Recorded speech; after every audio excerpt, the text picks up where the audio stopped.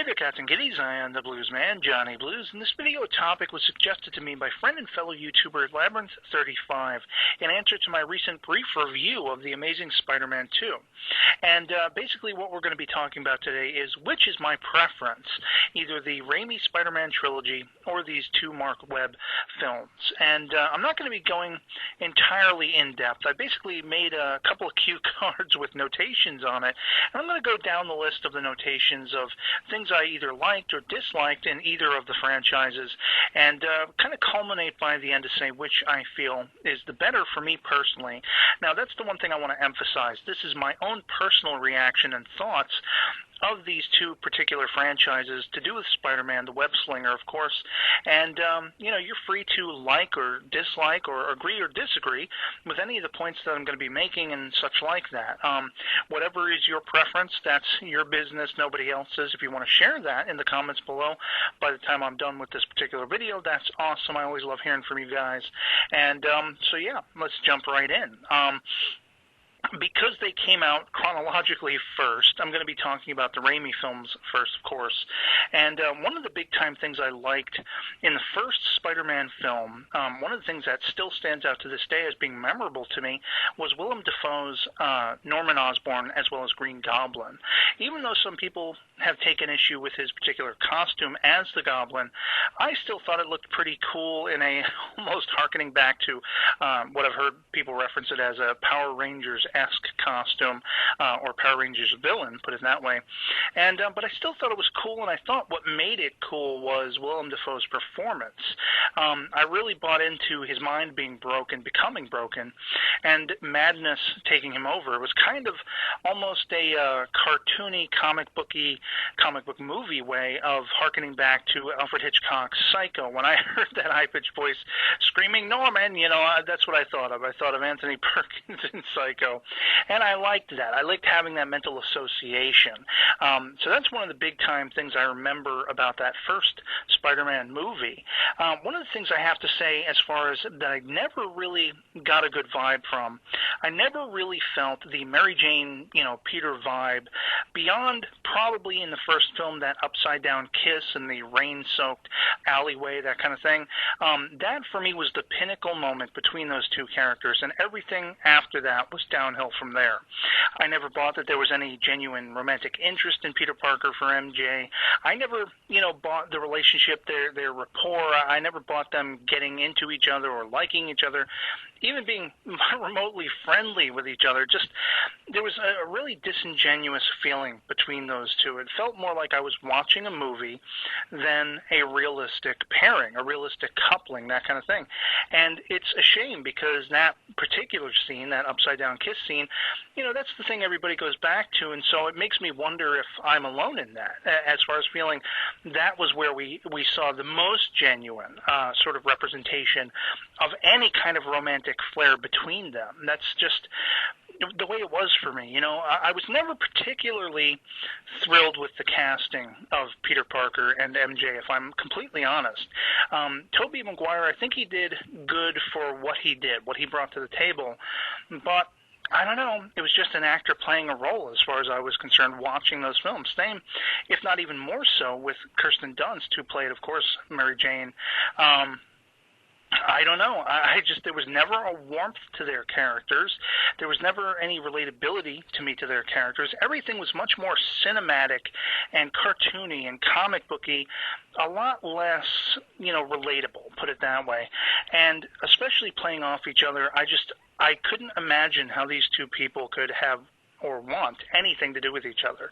Never really bought into it. And even watching it to this day, it's like I can still enjoy the movies. It doesn't take me out of it, but I'm just watching a movie. I'm not involved in a movie or in the story and the characterizations.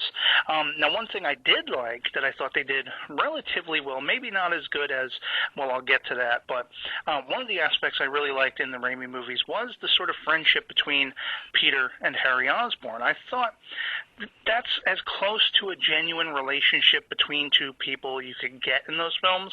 That is, if we're not talking about Uncle Ben and Peter in the Raimi films, that I thought was the pinnacle of anything, even approaching a realistic sort of dynamic between two people.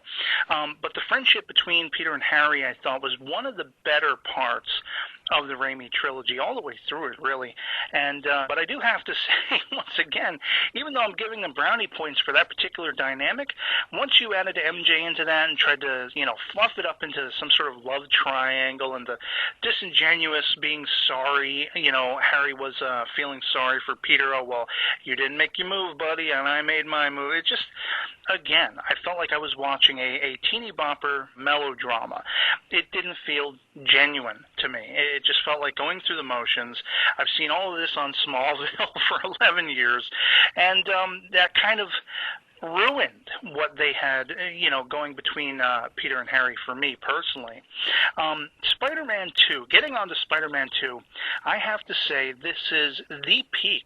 It is an almost entirely perfect film, and it is definitely the hands-down, king among the Raimi trilogy, and that's not least of which because you have Alfred Molina playing a, precursor to Doc Ock, Otto Octavius, in a very genial, very compassionate manner. I really felt like they were spot on with making his character as relatable as possible. I felt for his character.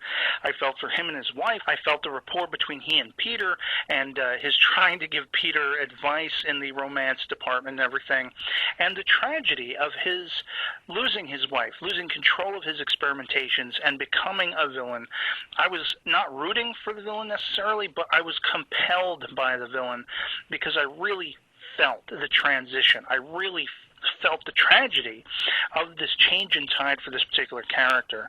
And for me, his entire arc in that film, Spider-Man going up against him, that whole train battle sequence and everything like that, it just was all paramount to the entirety of the Raimi films. And it is, the closest approximation to perfection I think Raimi got in his ventures in the Spider-Man universe. Of course, some of the other things I liked about the Raimi trilogy were, the lesser characters, if you will. I never really liked that sort of little musical sequence in the first one, I think it was, when you have, the Asian singer on the subway singing Spider-Man, and they're talking to all these passers-by on the streets and everything. You see some cameos like Lucy Lawless as a punker, and I thought things like that were goofy. They took me out of the film. The Daily Bugle crew, from J. Jonah on down, I absolutely loved them. I thought the cat, whose name escapes me off the top of my head, who played J. Jonah Jameson, was pitch perfect, hilarious,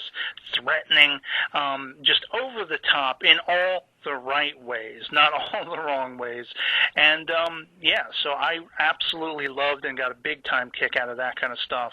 And when it comes to Spider-Man 3, a lot of people just hate this movie outright, and I can't say I'm the same.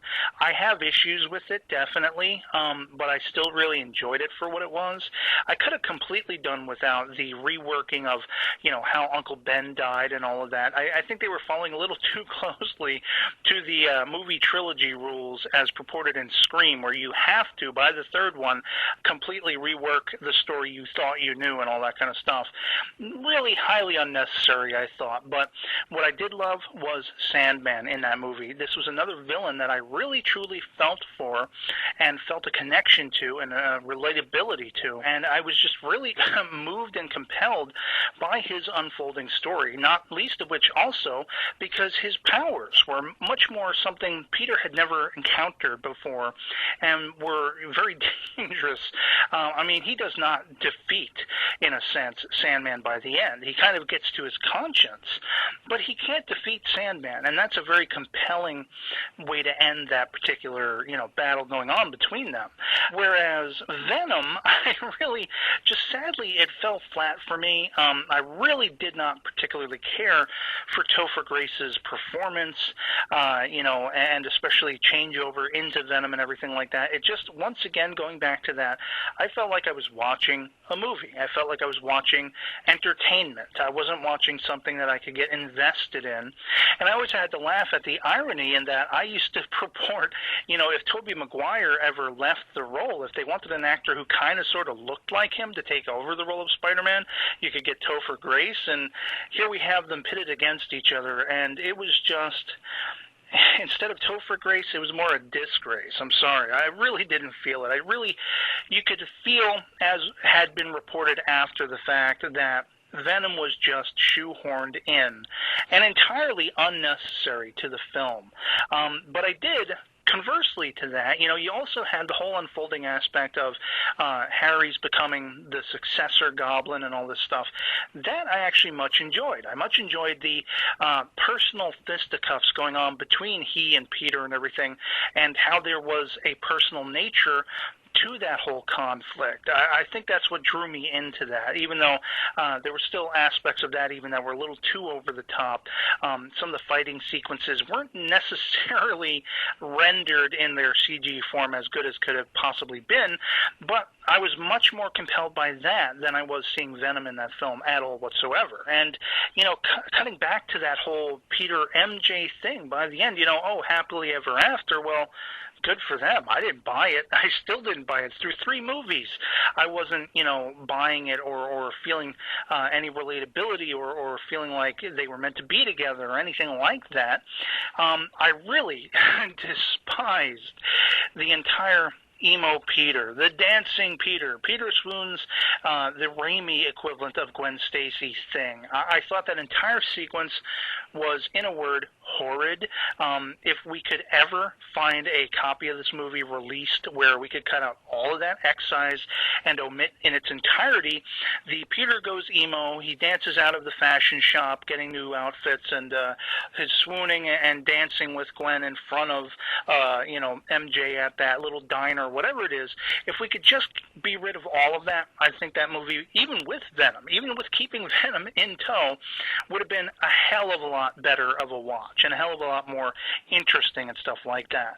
One of the strengths through the Raimi trilogy, I touched upon briefly, but the whole dynamic between Peter and Uncle Ben, I really felt like that was the strongest character sort of, rapport, the strongest meaningful character dynamic in the entire film. Even, casting aside the sort of relationship between Peter and his Aunt May, there was a disingenuous feeling I had watching all of it. I was very aware, critically aware that I was watching a film. I was not emotionally invested.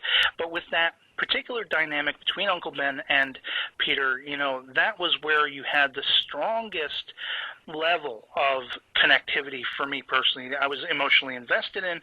And when he's crying, you see that meme cropping up all over the internet where Tobey Maguire is crying in that scene, and they made a joke out of it, but I can't watch it without being misty-eyed because he's losing the closest thing he has to a father figure, and I felt the rapport between them for as little time as they had on screen together.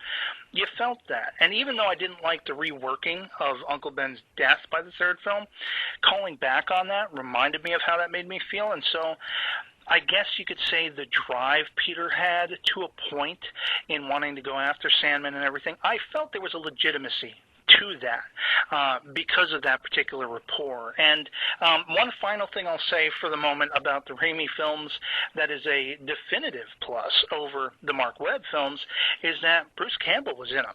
Enough said. So now I'll be moving on to the Mark Webb films, and I'll be talking